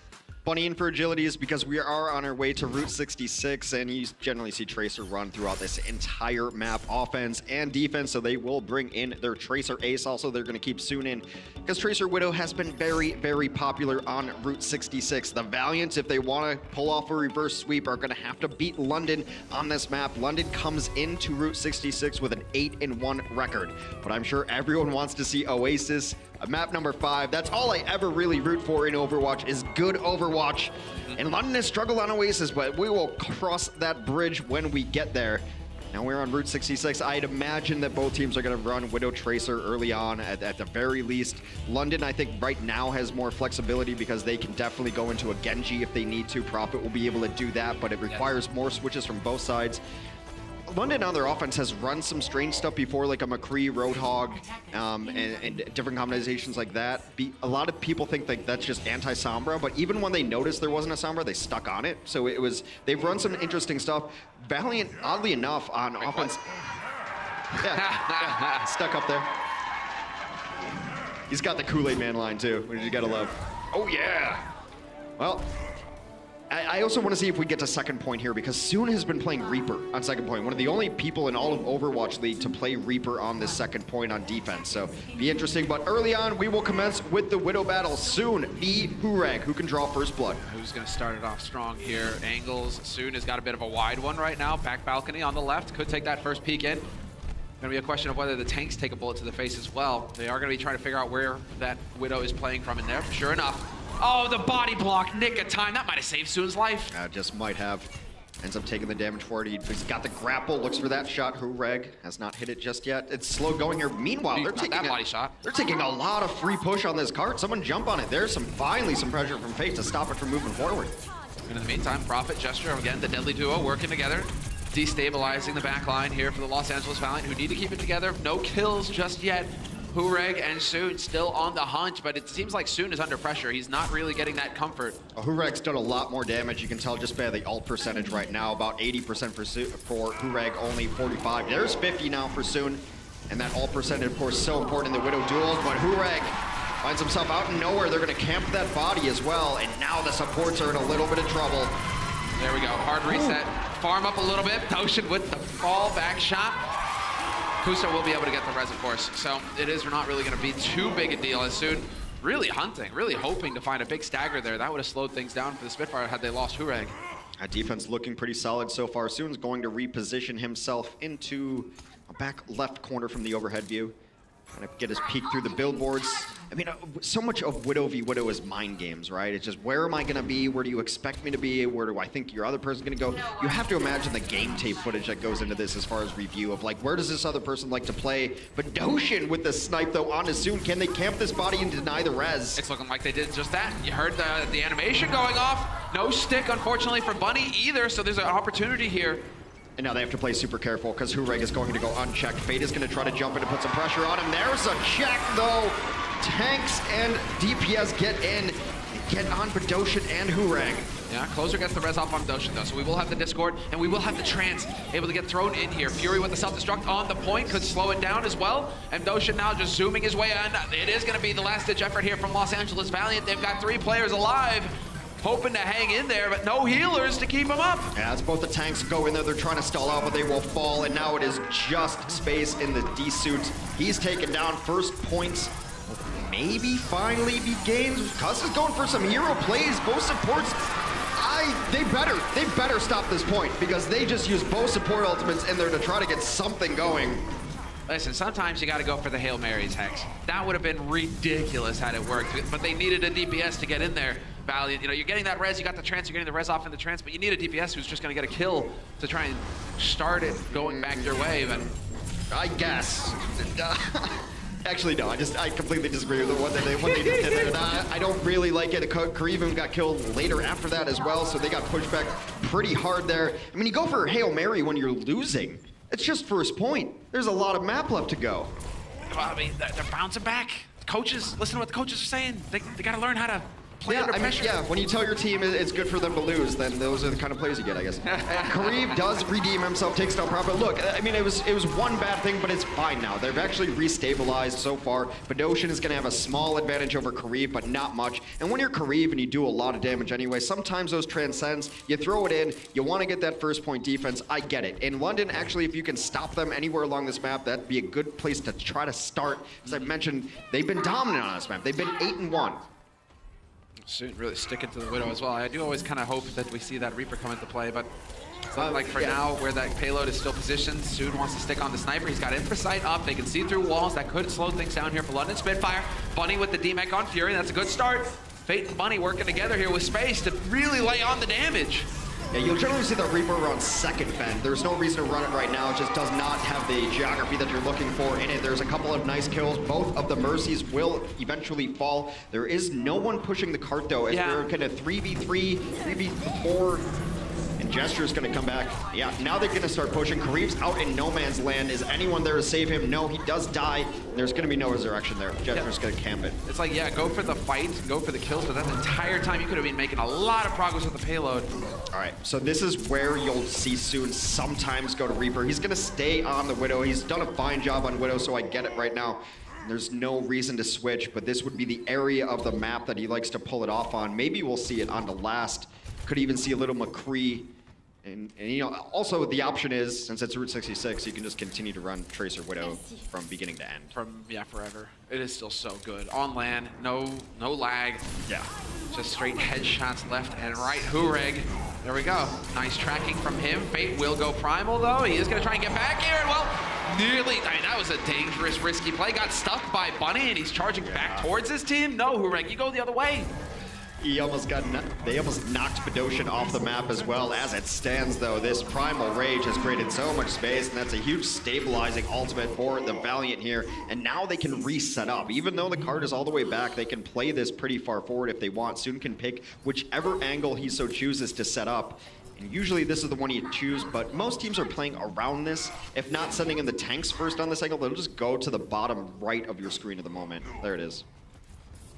Try to dodge these angles, but again, Soon. Infrasight up, online. London Spitfire, they've got 30 seconds on the clock to make it happen here on second point. Bullet to the face. Soon finds the kill on Prophet. That's the res used up here by Closer. So we're back to 6v6. Fate taking a little bit of a peek there at the beginning. Just to see. Hureg is on the back corridor. The rest of his team is rotating to try to push people out of their hidey holes. Ooh, Hureg didn't have the shot on him because he was relocating at the same time Soon was. Soon goes off again. Prophet just a second too late with that kill. That could mean all the difference here as London Spitfire, yes, they need to get on the cart now. Fury, you can see, he's keeping his focus. Self-destruct, though, might slow things down. Overtime is here.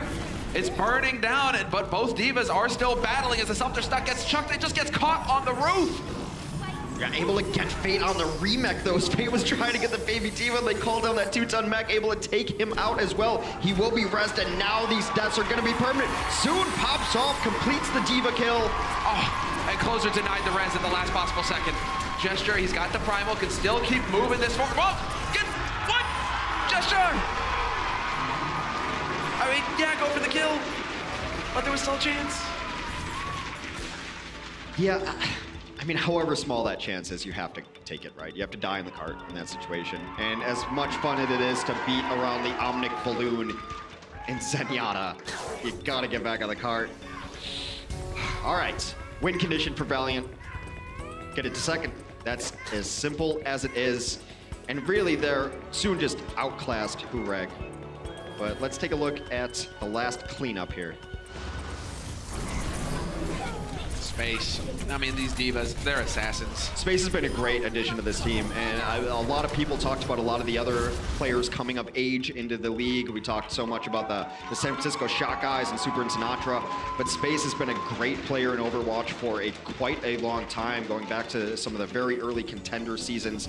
Definitely a standout player. He's got a really good Roadhog as well, as many of these off-tanks have to have. But yeah, he's been great for this team. I think there's a whole different vibe when he's on it. So the Valiant in their retooling, I mean, obviously it's worked, right? They're undefeated so far and still could take London to the brink here on a reverse sweep. That's it. That's where they got to push the payload. No, it's gonna be a question. I mean, they have struggled when there is a point, a payload, some kind of focus and strategy. Los Angeles Valiant, that's where we start to see them kind of drop off a little bit on the offense. Yeah. Same for London though too. I mean, this is gonna be it. Defense now. Who's gonna be able to nail it? I gotta get that perfect. Gotta get that perfect. Get it on there. Perfect. Yeah, nope, that did not look perfect. Oh, and then he ruins it. Yeah. It's a minor bit of OCD. All right, so that would bug you if he'd have left it. Yeah. You're like, but it isn't right. I want to see how long they stay on Widow Tracer here, because Hureg got completely outclassed there by Soon. Soon, 13 eliminations, 7 final blows. Hureg, the entirety of it, 4 eliminations, 1 final blow. Yeah. That is not what you want out of your Widow. That's not good enough. It's not, period. Doshin already getting, well, dropped down a half. He's obviously topped right back up immediately. Soon with the aggressive angle. He's got the confidence right now. He's going to be looking for these duels. And he's getting damage boosted as well. That would have been a brutal shot. Fortunately for him, he's still got to go. Wow, Hureg out in the middle of nowhere. Soon! Monster double kill for him. Both headshots. And that's going to completely annihilate the defense. London Spitfire, what can you do? You leave, you back up all the way, and then you hope that you can fight once on the point. That's about it. But when you're getting outclassed like this, the problem is you want to put Prophet on the Genji, but he's on the Tracer. And you want to put Hureg onto just any other hit scan, but it's just not happening. Soon just continues to get the better side of this. They're going for the res. I don't think they got it. No, unable to bring him back. And now Soon is free to just take pot shots all day long. 4 kills for Soon, the man who's decided it's time to get work done. I mean, his Widow has been so good in most recent times, because when I saw Soon coming up in Overwatch, he only played Tracer. That's all he did. Yeah. He played Tracer for about 18 months straight, and now in the Overwatch League, he's been asked to flex onto this role of hit scan on Widow, and he's been dominant this stage. He's putting them on his back, which is absolutely important. They need the DPS play to be stepping up to the level of London Spitfire, and now they've surpassed it. Here's the change, finally coming in. Prophet will go to Genji, Hureg over to the Tracer. It had to happen. It had to happen. You can't let yourself just lose the Widow fight and lose the map. Oh, quite a bit of progress being made here for the Valiant. They're gonna love this. They're nearly around the bend or approaching it now. London Spitfire, at some point, you're gonna have to find a way through here to actually start challenging, contesting this payload. As Bunny forced to give ground, he's gonna give some healing back over there. Make sure that his healers get as much ult percentage as possible out of this. Bunny's continuing to poke forward as Prophet and Gesture are looking for their opening, working together with the help of Hureg. They might have caught Bunny, but he was able to recall in time. Yeah, they almost got Prophet there too. Had the Winston been there, that would have been a cleanup kill. Still, Bunny looking to land this pulse bomb. Space is able to take out Gesture very early on. Meanwhile, the cart has been pushing this entire time. The objective of the payload has been there. They are cleaning up. They've gotten a couple of kills. It is 6v4 right now. Right within their grasp, but London Spitfire is slipping away, and if it goes to a map 5, it isn't going to be pretty for him. Closer in the open. It's over. Done by Bunny. Full one clip to the face, and nobody here. Well, Gesture is running back, but he had to use his bubble to get through the door, and it's not going to be good enough. Los Angeles Valiant tie up this series 2-2. And while we may have the reverse sweep, Hex, we're gonna go from the desert right to the oasis. Map number 5. I am so excited for this one.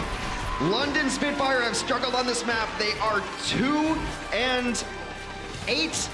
What are the teams they've beaten? The Los Angeles Valiant. We'll see right after the break. The Overwatch League is brought to you by Intel, the official computer processor of the Overwatch League.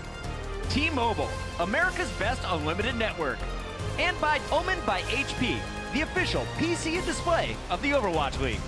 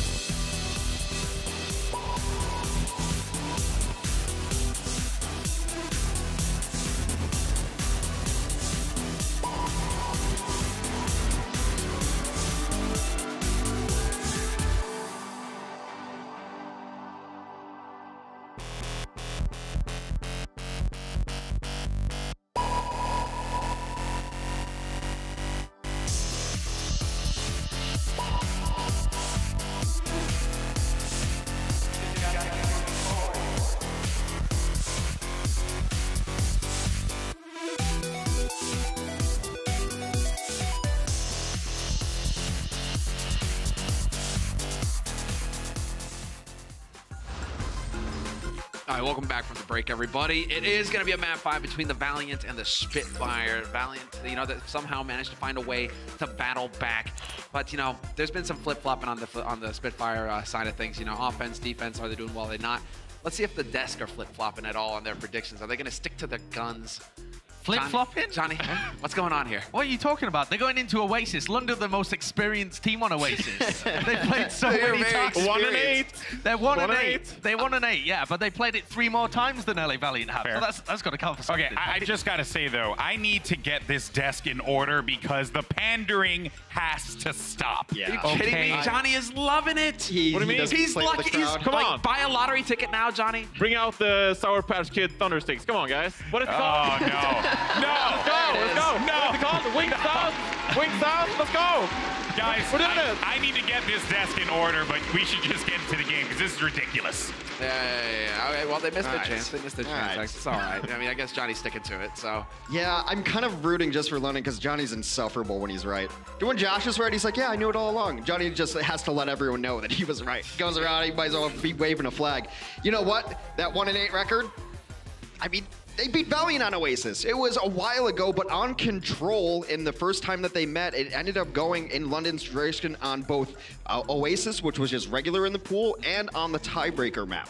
I believe it was Lijiang Tower. So the previous history between these two teams is that, yeah, London is bad at Control, period. They have been for a while. But the one team they've been able to rock on Control happens to be the Los Angeles Valiant. So this one is up in the air. It will very likely be up in the air quite literally because I have to imagine that the Valiant are going to play a lot of Pharah here, especially on Gardens when we get there. Gardens is a Pharah playground. City Center can be very good. You've got the Spire to go for it. The one kind of odd map is always going to be University. And we'll see if that even comes up in the pool. But we're going to start on City Center. Kids, don't play in traffic. Look both ways before you cross the street. Well, that's weird. Why do they have a double yellow line when the cars are going in the same direction, X? I don't know. Why are you asking me traffic laws? I mean, look at it. Dude, it doesn't make sense. I didn't drive for like 5 years. It's unplayable now. The game is broken. I can't play this map. Well, I mean, they don't want any passing, man. No passing. Stay in your lane. Yeah, okay, we'll see. You know, Valiant, they're looking to pass ahead. We'll see if they can make that work versus the Spitfire. Dynamite segue. I am on point right now. Who else is on point, Hex? It's Agilities. I can do this all day, Hex. I can do this all day. Let's go. Agilities, we saw him just beat up on the Spitfire with Pharah earlier. They had no answer for it, Spitfire, and well, unfortunately for them, unless they can get Doshin hitting some volley headshots, they don't really have an answer now either. I mean, Hureg on the Sombra is an interesting choice because you have to know that they're going to be running the Pharah here. I mean, it's not going to surprise anybody. Agilities is in the game. Agilities, one of his best heroes, is Pharah. Of course, he excels more on the Genji, but he's been working on the Pharah for about over a year now and has gotten better and better on it. And actually, one of his better maps on Pharah is Oasis, but Hureg focuses on the ground war. Bunny out of this fight. Yeah, Bunny out of the fight. That provides an opening here. It's very real. Now, Agilities is going to have to come up with something big. Point blank on Doshin. That can definitely turn it around. He's trying to get fancy with the concuss mine, and he gets a boot to the face. That's not what you see every day.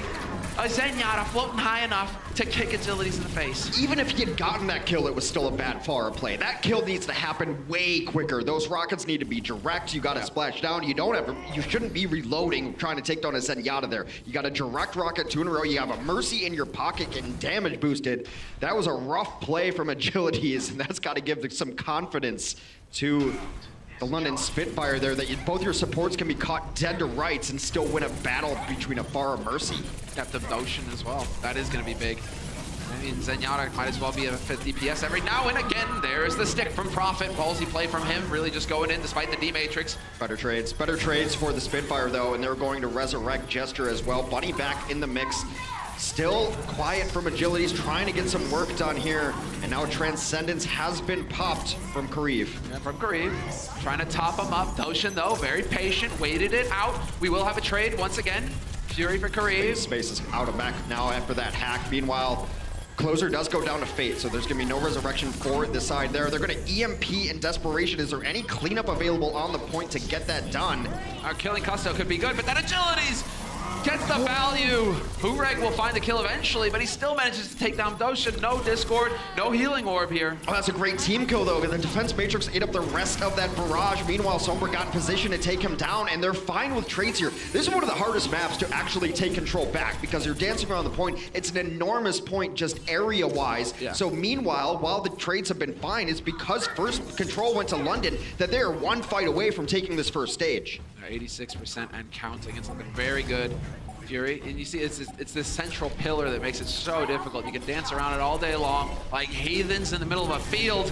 And well, Fury waiting for his angle. This is all it is. He's just gonna play footsies with these guys. He's not gonna commit. He's forcing Valiant to come to him. Yeah, and Prophet's gonna look to end this fight right now. He's got a pulse bomb. He's looking for the blink over the top. He does find it. Oh, goes for it. Oh, almost has the pulse bomb over the top. Just missed. That would have been so sick. You miss every shot you don't take, though. Yeah, exactly, man. I like it. Prophet going for it. Hacks pack as well to keep him alive. Well, it is going to be the fight now for the Los Angeles Valiant. Fate goes primal, trying to beat up on Doshin, but he's getting pocketed by Closer. Now it's about Closer surviving. Doshin decides enough is enough. I need a trance. I need to ensure that all of my teams stay alive here. Jester, get back in the healing rain, but it's not going to happen. Yeah, because too much damage came through, and even Custa pulled out his pistol to try to finish that off, so he had to transcend. He felt his life was at risk. Custa does fall here. Oh, they're looking to close this up. Both supports down. This is big. Fate, he's all alone out in the middle of nowhere. Has to just hang out. Don't play in traffic, Fate. It's just done. He doesn't even throw himself in.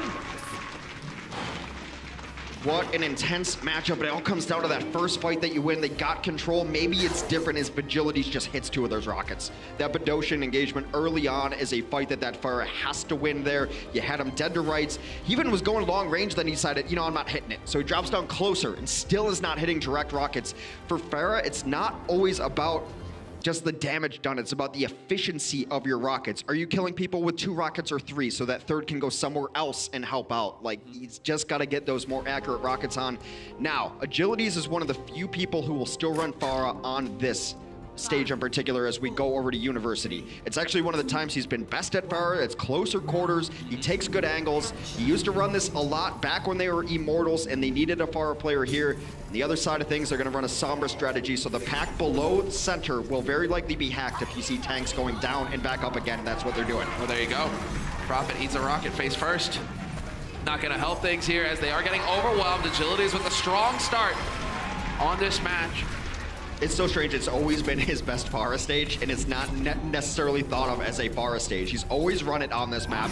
It's been weird for this team, but this is like 3 out of the 6 core members of that Immortal squad, so it's not surprising to see them run it here, and they will take first control, which is so important in control maps.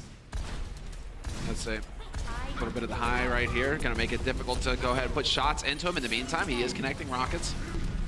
So from Agility's perspective, it's the bird's eye view as they get cut in half here. London Spitfire still trying to figure out how they can move together as a group and yet not just die straight up to Agilities if they do manage to get together. Here we go. Yeah, Jester with the kill on Bunny. Unresable position. That's often where a Tracer will die in the back line. So now they have a small advantage. They're going to rotate in speed boost onto that left side, try to get as fast through there as possible. And now the justice will reign as that pack hack below. They do get it, but Doshin will take down Agilities. Super sick D-Matrix coming through there from Fury. Johnny on the spot, the man in question, denying the ultimate, and well, Prophet's got his pulse bomb. Could be looking for it. Custa's floating around the corner. There's the hack onto space. No D-Matrix now. He'll get overwhelmed instantly.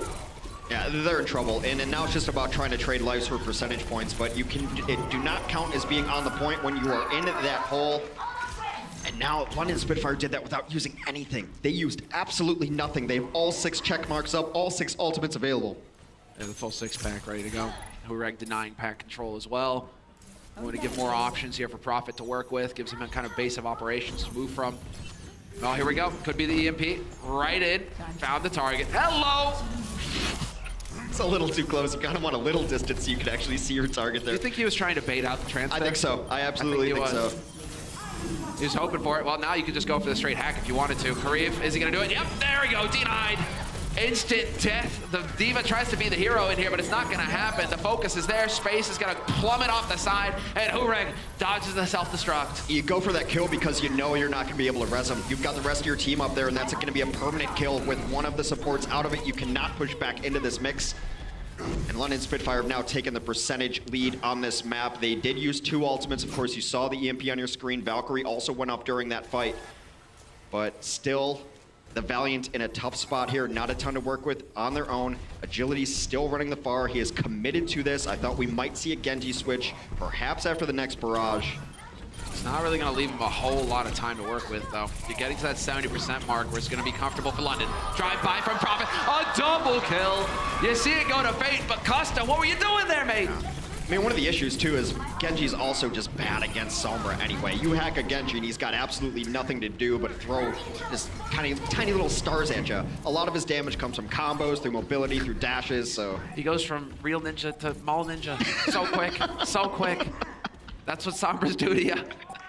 All right, 93% and counting. London Spitfire. Where'd you get those shurikens? Spot him at the county fair. Exactly. They aren't even sharp. Agilities though, I mean, he's got the barrage. That's gonna be the main thing here. Can he find one target to really lay it into him? It's do or die time now, overtime, and they need to win this stage to prolong this fight.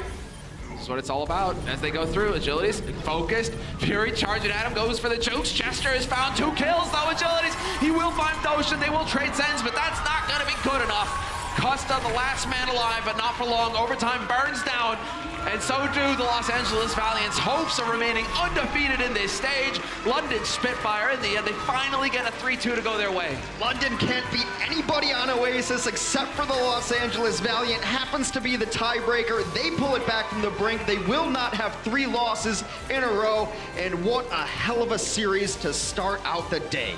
Yeah, fantastic work. It's been so close for London for so long. Los Angeles Valiant as well now. They've been put on notice. You had a good streak. The competition's going to get fiercer from here on out as we near the playoffs. And well, now you've just, that's it. You are mortal. Where do you go from here? A lot of credit has to go to Hureg here as well. I mean, he played everything that they asked him to play, was out in a reasonable amount of time. The only map he really struggled on was Route 66. Yeah. He got absolutely dominated in the Widow, but he's not really used to playing that Widow. He's better on McCree, he's better on some of these other heroes, and his Sombra showed up there at the end as well. It's a tall order to go up toe-to-toe with Soon as well. That's never a pleasant time, especially when Soon's hitting shots like he did on Route 66. So, Oasis, it's great to see the control maps really coming into it as the guys are going to be getting their gear together. We will be having the match, the next match coming up soon. What we're doing actually is filling until we can have exactly the interview with Zoe. She's found a player. Let's find out who it was. Thank you so much, guys. Yeah, what a game we just witnessed, and London Spitfire takes the W in the end. But first and foremost, let's give it up for Hureg and his team. What a match. Now let's talk a little bit about your performance in specific, because we saw you being fielded over Birdring. How does that change the way the team needs to play? 호렉 선수 일단 오늘 승리를 굉장히 축하드리고요. 최근에 버드링 선수 대신에 호렉 선수가 활약을 하는 모습을 많이 보여주시고 계신데, 이제 버드링 선수 대신에 호렉 선수가 경기를 뛰시게 되시면 이제 게임 내 커뮤니케이션이나 전략면에서 어떤 면이 바뀌시는 것 같은지 말씀해 주시면 감사하겠습니다. 제 생각으로는 선브라라는 좋은 카드를 더 좋게 쓸 수 있다는 점과 원래 GC 부산 시절에 있던 그 합이 더 잘 맞는 것 같아요. So I think we are able to utilize Sombra, which is a really strong pick right now when I am playing, and also I am able to play on stage as if I were back when we were in GC Busan. All right, well, yeah, that did work out for you, and let's actually talk about that Sombra we just saw on Oasis. Running this comp with that Sombra into a Pharah on the opposition, that from the outside looks a little bit risky. How did you make that work? Did you not feel a sense of having a need to counter that Pharah on the other side? 이제 마지막 오아시스에서 파라 상대로 솜브라를 사용하는 모습을 보여주셨는데 외부적으로 볼 때는 이게 조금 리스크가 좀 큰 픽이다라는 평가가 많았습니다. 이제 후렉 선수가 생각하실 때는 어떻게 솜브라를 이용하셔서 파라를 카운터 치시었는지. 루시우 모이라를 저희가 썼다면은 좀 위험했겠지만 메르시 젠야타를 가져가는 조건으로 저희가 파라를 대처를 할 수 있었던 것 같아요. I think if we were to utilize Lucio and Moira, it would have been a lot riskier. But because we were running Zenyatta Mercy, I think we were able to counter the Pharah pretty well. All right, one last question. Oasis seems to be one of the maps you guys struggle a little bit with. I think your current record is 2-8. What is the issue with that map and the London Spitfire? 마지막으로 질문 한 가지 더 드리자면 오아시스가 런던의 거의 취약점이라고 할 만큼 지금 2승 8패의 전적을 기록하고 있는데 오아시스의 문제점이 뭐라고 생각하시나요? 딱히 그냥 상대가 더 잘했다고 밖에 저희도 잘하는데 그냥 상대가 더 잘한다고밖에 볼 수 없는 것 같아요. I'm not really sure. I think we're playing it well. I guess our opponents have been playing it better. All right, well, fair enough. Thank you so much today. It did work out and it take the W. Let's see what the desk has to say. All right, well, welcome back, everyone, to the desk here. Congratulations once again to the London Spitfire, who win 3-2 in a great game. What a way to start off our Saturday here at the Blizzard Arena with a good 5-game series. You gotta love those, guys. A great 5-game series, and London on the verge of being reverse swept again. And it seems like every time they end up going to these tiebreaker maps, they lose it in the final moments. They got reverse swept yesterday by Boston, but this time clutching it through. And I agree with Hurek. I think they are actually starting to play Oasis well now. It's just that in the last couple of games, their opponents have played it better. Very true. Well, let's take a look at the highlights there for games 3 and 4 because we got to see Soon back in the lineup. And one thing on the Widowmaker.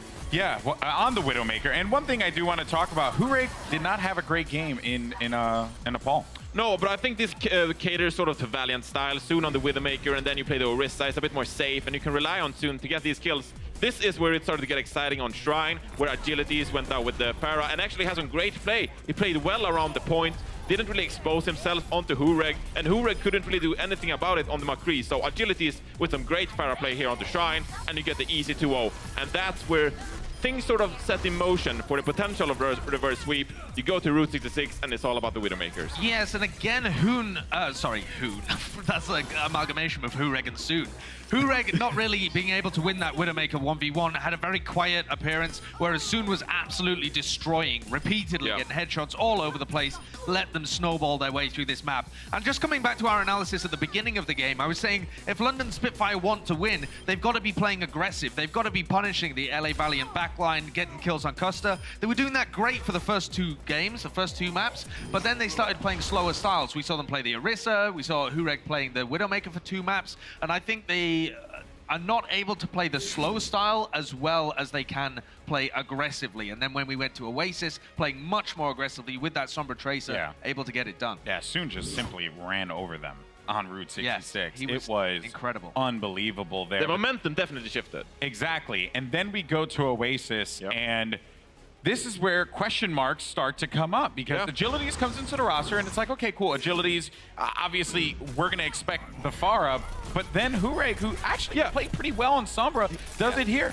He did, and still, London Spitfire, they're still on the Mercy and Zenyatta, like you said, Josh, not really the most comfortable on these 2 support heroes, but they're playing against Agilities Pharah, so they can sort of afford to play that support duo. And in many ways here, when we go to University, I expected a triple tank with Agilities on Roadhog. I have no idea actually why they ran the Pharah itself, when they could have played a bit more aggressive or on the triple tank. Something they're confident in. And then you get the tie 1-1 in rounds and you can go to Gardens, but instead, it was all Spitfires. And we see that. Oh boy. Yeah, but talking about the Sombra Tracer into the Pharah, because this is kind of, you were describing it as a clash of the old meta against the new meta. So you would expect to see a lot of Pharah on these maps previously. Now a lot of teams going over to the Sombra Mercy. And originally, like Sori was saying, you might think, well, there's no long-range hit scan. How do you deal with the Pharah? But because the Pharah's up in the air with the Mercy, the tanks are very exposed on the ground. So if you can get a hack onto the Zenyatta, an EMP onto the Zen, or hacks on either of the tanks, you can really wipe out that team on the ground. So you just kind of ignore the Pharah and you deal with the guys on the ground. And also when you have a Mercy and Zen on the side of London Spitfire, you can just heal up the damage that the Pharah causes. So in many ways,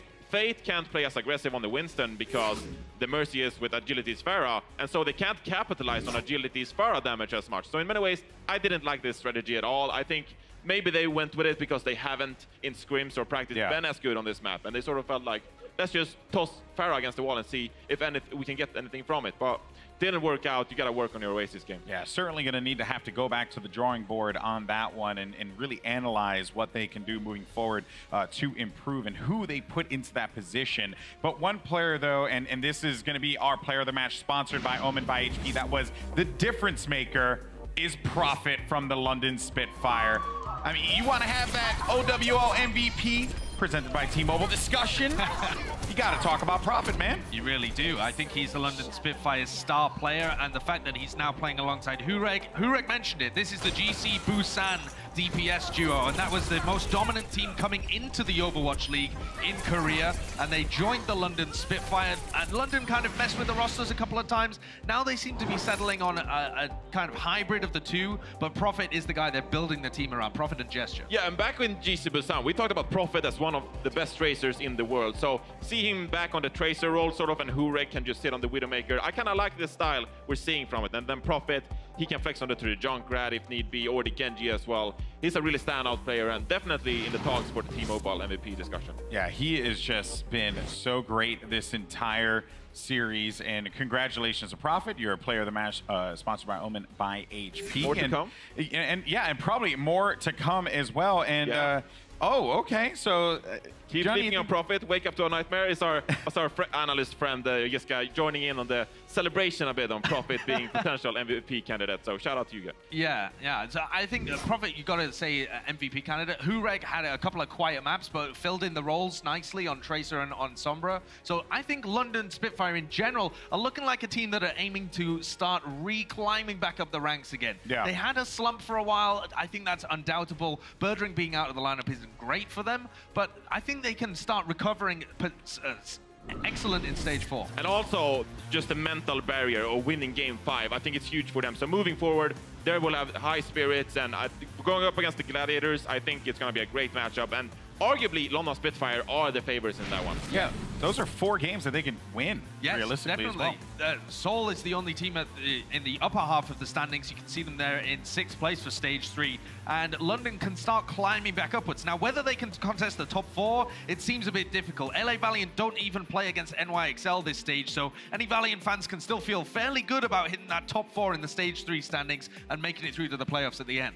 Yeah, it would just be a slow climb for the Spitfire, but not unrealistic at all. So congratulations once again to the boys in the Spitfire for the victory. What a matchup we had to start things up here. You couldn't have asked for a better way to kick off Saturday here in the Blizzard Arena. But coming up next, though, we have the NYXL going up against another hometown team here in the Los Angeles Gladiators. That's going to be coming up. One matchup you don't want to miss, and we'll see you on the other side.